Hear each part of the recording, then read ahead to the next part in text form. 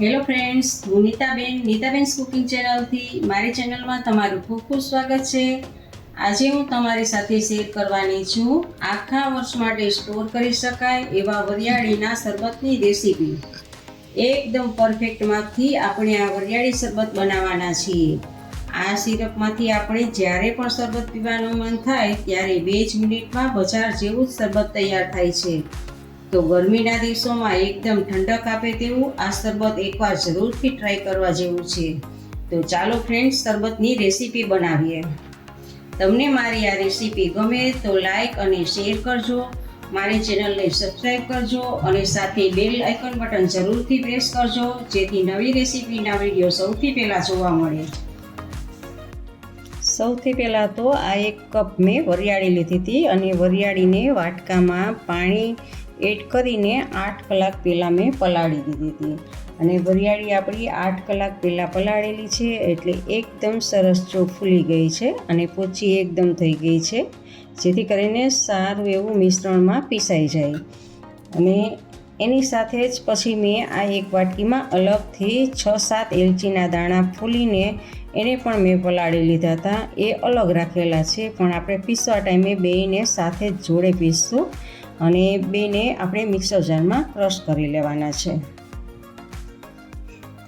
આપણે વરિયાળીને આમાં મિક્સર જારમાં એડ કરશું અને સાથે પાણી પણ લેવાનું છે।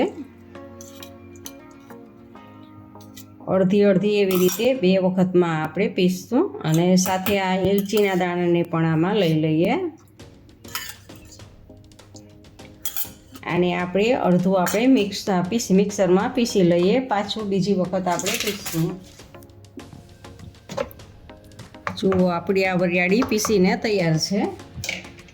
તો હવે આપણે એક વાસણ લેવાનું છે અને ગળણો કે ચાળણો કે એકેયમાં આપણે ગાળવાનું નથી, પણ આવું કોટનનું આછું કપડું લઈ અને એમાં આ પેસ્ટને આપણે એડ કરવાની છે।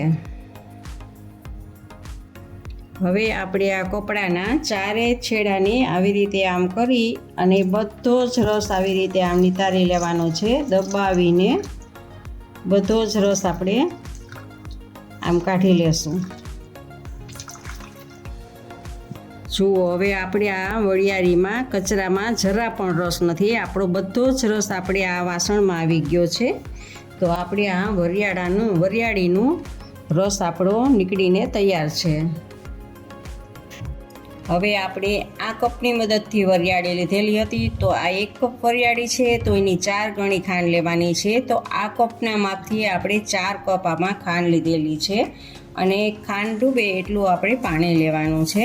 જો વધારે પાણી લેશો તો વધારે વખત તમારે ગેસ ઉપર રાખવું પડશે, વધારે બાળવું પડશે। હવે આપણે ગેસ સ્ટાર્ટ કરીને ગેસ ઉપર એને ચડાવવાનું છે અને આપણે એને ખાંડને ઓગાળવાની છે। આવી રીતે આપણે તાવીથાની મદદથી હલાવતા રહેવાનું છે અને ખાંડને ઓગાળી લેવાની છે। આપણે કોઈ આ ચાસણી કે એવું બનાવવાનું નથી અને જાડું એવું ઘટ થાય ત્યાં સુધી આપણે ગેસ ઉપર રાખવાનું છે। લગભગ 7 થી 8 મિનિટ જેવું લાગશે ઘાટું થતાં। તો આવી રીતે થોડીક વાર હલાવશું એટલે ખાંડ બધી જ ઓગળી જશે અને પછીથી ઘટ થવા લાગશે।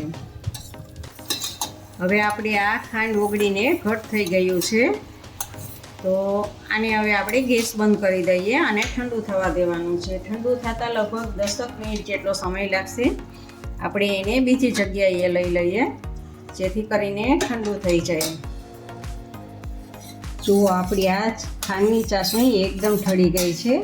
તો હવે આપણે જે આ વરિયાળીનું પાણી છે એ પાણીને એમાં એડ કરી દેવાનું છે અને સારી રીતે મિક્સ કરી દેવાનું છે।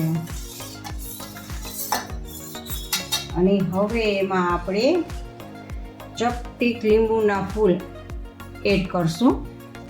આટલા થોડા લીંબુના ફૂલ એડ કરવાથી તમારું શરબત જરા પણ ખાટું નહીં લાગે, કારણ કે આપણે થોડાક જ એડ કરેલા છે અને લીંબુના ફૂલ એડ કરવાથી પ્રિઝર્વેટિવનું કામ કરશે, જેથી કરીને તમારું શરબતમાં રહેલી ખાંડ તમે જો સ્ટોર કરશો ને તો જામવા નહીં દે, એટલા માટે આપણે લીંબુના ફૂલનો ઉપયોગ કરીએ છીએ। અને આને સારી રીતે હવે આપણે મિક્સ કરી દેવાનું છે અને હવે આપણે એને બજાર જેવું જ કલર લાવવા માટે આ ફૂડ કલર છે, ગ્રીન ફૂડ કલર, એ ફૂડ કલરને ચપટીક એમાં એડ કરવાનો છે અને મિશ્રણને હલાવી લેવાનું છે. જુઓ, સારી રીતે આ મિશ્રણ બધું જ આપણું હલાવી લેશું અને આપણે આ વરિયાળી શરબતનું સિરપ આપણું આ હવે તૈયાર છે. હવે આને આપણે એક બોટલમાં ભરી લેવાનું છે ફ્રીજમાં સ્ટોર કરવા માટે. અને આપણે એને સ્ટોર કરશું ને તો 1 થી 2 મહિના સુધી એવું ને એવું જ રહેશે. અને જ્યારે પણ જરૂર પડે ત્યારે તમે તાત્કાલિક 2 જ મિનિટમાં શરબત બનાવીને કોઈ પણને આપી શકશો પીવા માટે. બહારથી આવ્યા હો અને ગરમી હોય અને તમારે શરબત પીવાની ઈચ્છા હોય તો ફટાફટ 2 જ મિનિટમાં શરબત બની જાય છે.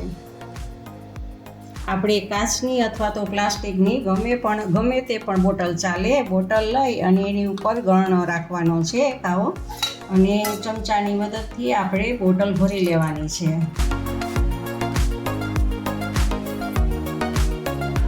તો આપણી આ સિરપની બોટલ તૈયાર છે. આપણે સિરપમાંથી શરબત બનાવવા માટે 1 ગ્લાસ લીધો છે અને એમાં 2 ચમચી આપણે સિરપ એડ કરવાનું છે અને એમાં 4 થી 5 ટુકડા આપણે બરફના એડ કરશું અને એકદમ ઠંડુ પાણી એડ કરવાનું છે.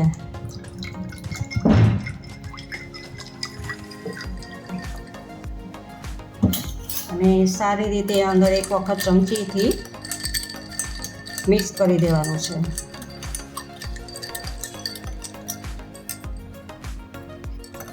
તો આપણું આ ઠંડુ એકદમ રિફ્રેશ કરી નાખે આપણું શરીરને, એવું એકદમ આ ઠંડુ શરબત તૈયાર છે.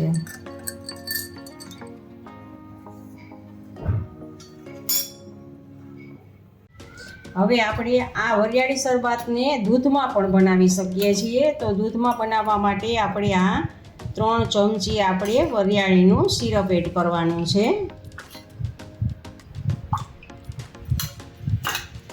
અને એમાં આપણે બરફના 2 થી 3 ટુકડા એડ કરશું અને ઉપરથી આપણે આ ઠંડુ દૂધ એડ કરવાનું છે અને એમાં પણ આપણે એક વખત આ ચમચીથી મદદથી આપણે હલાવી લેવાનું છે. તો આપણું આ દૂધમાં શરબત પણ તૈયાર છે. એકદમ ઠંડુ ને શરીરને ઠંડક આપે એવું આ દૂધમાં શરબત તૈયાર છે. હવે આપણે મોકટેલની રીતે આપણે સર્વિંગ કરવું છે ગ્લાસને. તો આપણે એક ગ્લાસની કિનારી ઉપર લીંબુને ઘસી લેવાનું છે. જો સારી રીતે લીંબુના રસને અંદર ઉપર ફેલાવી દેવાનો છે અને આ એક ડીશમાં કાશ્મીરી મરચું અને સિંધાલું મીઠું આપણે બંને મિક્સ કરેલા છે એની ઉપર આપણે ગ્લાસને આવી રીતે આમ કરવાનો છે અને ગ્લાસને આમ રાખી દઈશું અને હવે આપણે એમાં 3 ચમચી આ સિરપ એડ કરવાનું છે. વરિયાળીનું સિરપ છે એ 3 ચમચી આપણે એડ કરશું.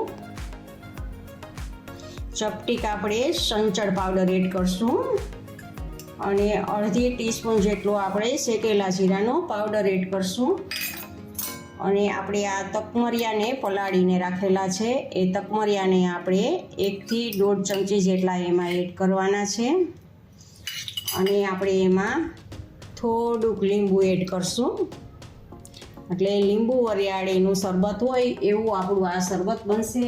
અને હવે આપણે એમાં 4 થી 5 આપણા બરફના ટુકડા એડ કરવાના છે અને ઉપરથી આપણે આ ઠંડુ પાણી એડ કરવાનું છે અને એક વખત એમાં ચમચીથી હલાવી લેવાનું છે. તો આપણે આ મોકટેલ રીતે આપણે આ વરિયાળીનું શરબત, લીંબુ સાથે વરિયાળીનું શરબત તૈયાર છે.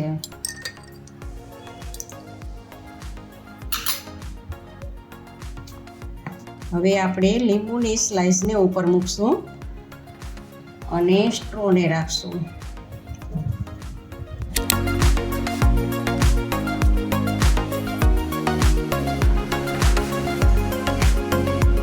ફ્રેન્ડ્સ, તમને મારી રેસીપી કેવી લાગી અને તમે ગુજરાતમાં ક્યાંથી આ રેસીપી જુઓ છો તે કમેન્ટ બોક્સમાં મને કમેન્ટ કરીને જરૂરથી જણાવજો. આવજો, બાય. ફરી મળીએ નવી રેસીપી સાથે.